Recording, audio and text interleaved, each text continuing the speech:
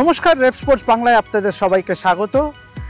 আমরা ইতিমধ্যেই অ্যান্টিগা এসে পৌঁছেছি বারবাডোস থেকে এবং এখানেই 22শে জুন ইন্ডিয়া এবং বাংলাদেশের সঙ্গে ম্যাচ। তবে এই মাঠে নয়, শহর থেকে দূরে নর্থ সাউন্ডের স্যার ভিভিয়ান রিচার্ডস স্টেডিয়ামে। কিন্তু এই যে মাঠটায় আমি এই মুহূর্তে দাঁড়িয়েছি অর্থাৎ অ্যান্টিগা রিক্রিয়েশন গ্রাউন্ড, এই মাঠটি জুড়ে অনেক ইতিহাস জড়িয়ে আছে।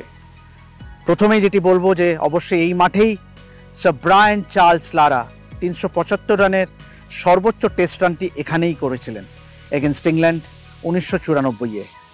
এর ঠিক 10 বছর পর একই মাঠে এবং একই প্রতিপক্ষের বিরুদ্ধে ব্রায়ান চার্লস লারা 400 নট আউটের ইতিহাস করেছিলেন। এবং আমরা সবাই জানি যে এখনও যদি গুগলে দেখেন সেই ছবি, স্যার গারফিল্ড সোবার্স বারবাডোস থেকে উড়ে এসেছিলেন ব্রায়ান লারাকে সম্মান জানাতে, এবং সেই ছবি আজকেও কিন্তু লোকের মনে মনে, যারা ক্রিকেট ফলো করে, যারা ক্রিকেটের অনুরাগী, যারা ক্রিকেটের ভক্ত, তারা কিন্তু ওই ছবিটা কিন্তু আজকেও মনে রাখে।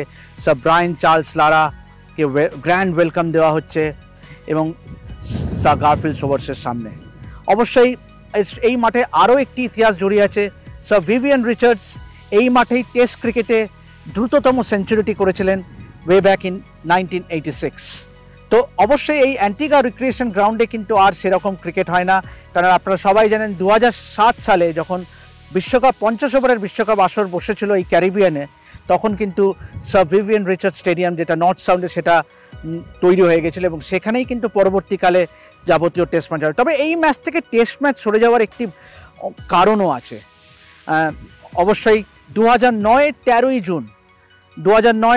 জুন এই মাঠেই ইংল্যান্ড এবং ওয়েস্ট ইন্ডিজের মধ্যে টেস্ট ম্যাচের প্রথম দিনটি মাত্র 10 ওভার বল করার পরেই অ্যাবান্ডন করে দিতে হয়, ক্যান্সেল করে দিতে হয়, কেননা আউটফিল্ড কিন্তু সেফ ছিল না প্লেয়ারদের জন্য।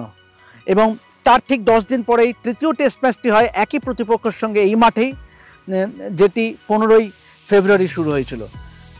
তবে অবশ্যই ইতিহাস নিয়ে বলতে গেলে অনেক কিছু এই মাঠটির সঙ্গে জড়িয়ে, এই মাঠে অনেক ইতিহাস জড়িয়ে। আশেপাশে এই মাঠের কিছু দূরেই স্যার ভিভিয়ান রিচার্ডসের বাড়ি, যেখানে তিনি বেড়ে উঠেছিলেন। এই অ্যান্টিগা থেকেই কিন্তু sir Andy Roberts, sir Curtly Ambrose, sir Vivian Richards, sir Richie Richardson, এই যে আমার দূরে দেখছেন ওইটা হচ্ছে স্যার রিচি রিচার্ডসনের স্ট্যান্ড। আমার পেছনে যে স্ট্যান্ডটি দেখছেন সেটা হলো স্যার অ্যান্ডি রবার্টসের স্ট্যান্ড এবং তার ঠিক পাশেই হচ্ছে ভিভিয়ান রিচার্ডস স্ট্যান্ড। সুতরাং এই অ্যান্টিগা রিক্রিয়েশন গ্রাউন্ডে কিন্তু আর সেরকম ক্রিকেট হয় না, কেননা আউটফিল্ডটা অতীব জঘন্য এবং খুব একটা রক্ষণাবেক্ষণও হয় না, সংরক্ষণও হয় না। আপনারা দেখছেন বিভিন্ন জায়গায় বড় বড় ঘাস গজিয়ে উঠেছে, জঞ্জাল, অনেক নোংরা এবং একদমই কন্ডিশনে নেই। রোলারটাও সেরকম মানে ভালো নয়।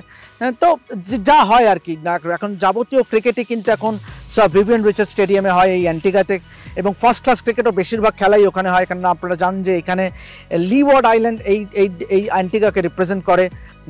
এবং অবশ্যই leeward island versus Windward island তো একটা ফোকলোর।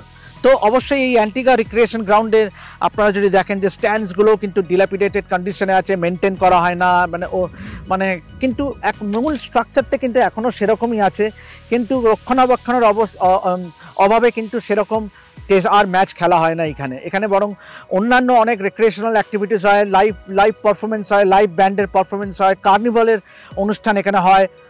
তো আমরা তবে অ্যান্টিগা রিক্রিয়েশন গ্রাউন্ড নিয়ে কথা বলতে গেলে অবশ্যই ব্রায়ান লারা 375 এবং 400 নট আউটের কথা আসবেই সবার মুখে, সবার আগে।